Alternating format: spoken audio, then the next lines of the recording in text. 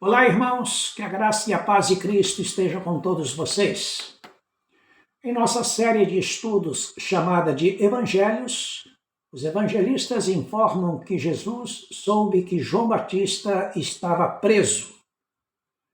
Nossos textos são Mateus 4, do 12 até o 17, Marcos 1, 14 e 15, Lucas 4, 14 e 15. É Lucas quem diz que Jesus, no poder do Espírito Santo, regressou para a Galileia. Chamo a atenção de vocês para alguns detalhes dos nossos textos. Primeiro, a prisão de João Batista. Por que ele foi preso? Indo um pouco mais adiante, Mateus 14, versos 3 a 5, responde: Herodes, havendo prendido a João, o metera no cárcere por causa de Herodias, mulher de Filipe, seu irmão. Pois João lhe dizia: não te é lícito possuí-la. Querendo matá-lo, temendo o povo, Herodes mandou prender a João, e o povo o tinha como profeta. O rei não gostou de ser acusado por algo ilícito que fazia e estava furioso com João Batista. Sua fúria era mortal. Só não levou a efeito nessa hora porque o povo exaltava a João.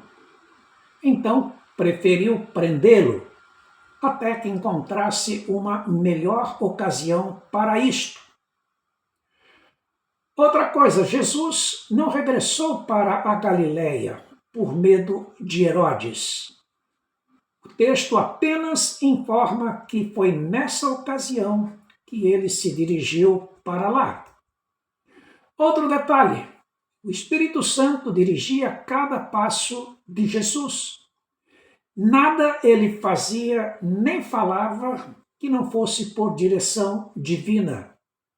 João 8, 28 diz: nada faço por mim mesmo, mas falo como o Pai me ensinou.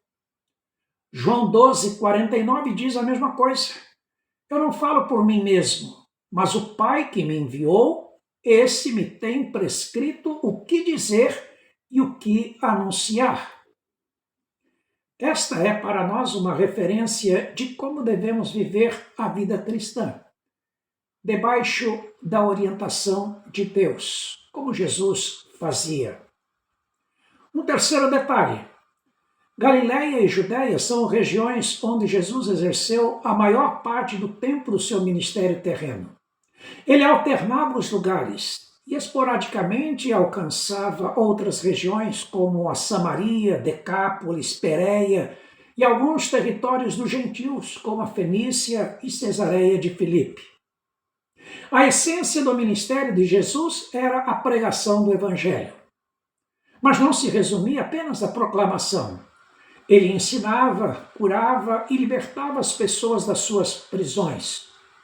Tudo para cumprir a missão de salvar os homens dos seus pecados, conforme Lucas 17:10, Mateus 1:21 informam.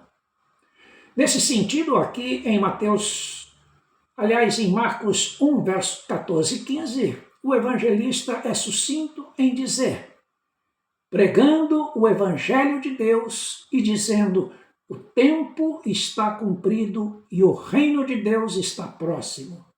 Arrependei-vos, pois, e crede no evangelho.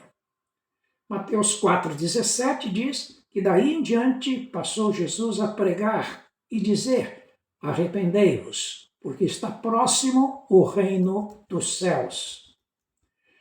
Reino de Deus e reino do céu fazem referência à autoridade, o poder, o domínio de Jesus. Ele tem todas as coisas debaixo do seu controle.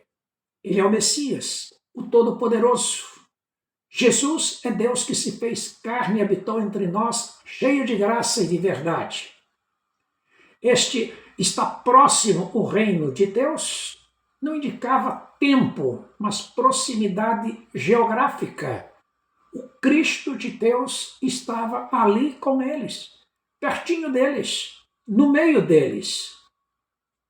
É curioso também o registro dos evangelistas, pois a mensagem que Jesus trazia era a mesma de João Batista: arrependimento para perdão dos pecados.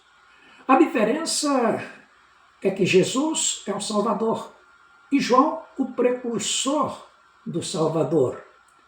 Sem arrependimento, o homem não conhece sua condição de necessitado da graça divina e, portanto, não se rende a Deus. O tempo cumprido diz respeito àquele momento. O Messias estava entre eles.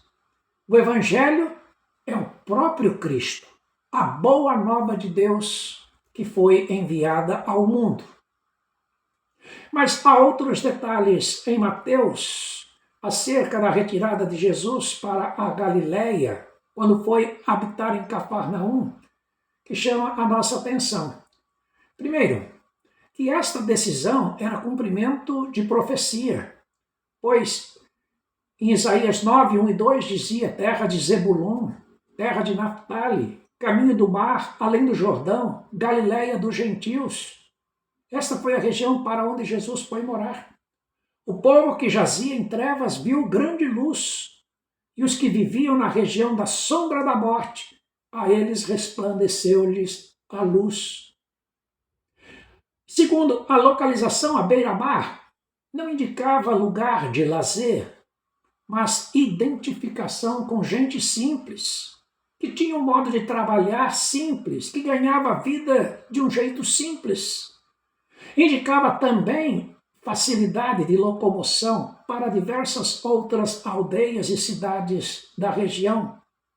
E ainda era um lugar tranquilo, onde Jesus podia passar horas junto ao Pai, em comunhão com Ele, em busca da sua orientação.